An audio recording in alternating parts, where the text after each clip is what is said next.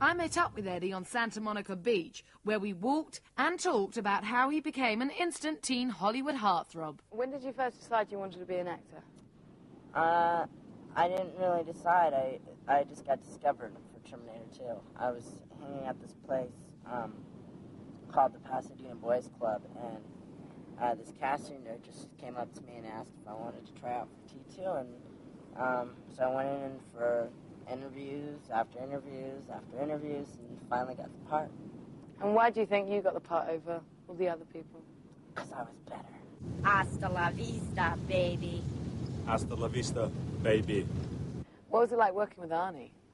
Yeah, it was fun. Arnold's a great guy, and you know, he's real nice, and he has a good sense of humor, and we had a lot of fun shooting that. Despite T2 grossing over $200 million, Eddie's fee was only $30,000. The downside of fame, however, was only around the corner, as Eddie became embroiled in a custodial battle between his mother and his aunt. Eddie left home when he was just 13 to live with his aunt. His mum, Eleanor, sued for control of her movie star son, who she now sees every weekend. All of a sudden, you know, my whole personal life, my life is just out in the public, and it was kind of a weird experience.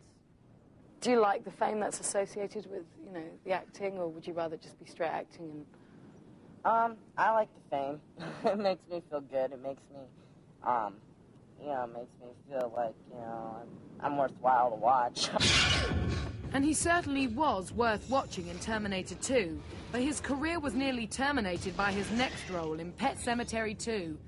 Now he's turned his back on sequels to co-star alongside Jeff Bridges in the critically acclaimed American Heart, a gritty look at the life on the streets of Seattle.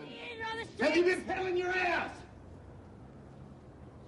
Well, it's about this kid named Nick who just like ran away from this farm he lived on because his father's getting out of prison, and it's about the relationship living on the streets and how it develops. If I ever catch you with your fingers where they don't belong, Yeah?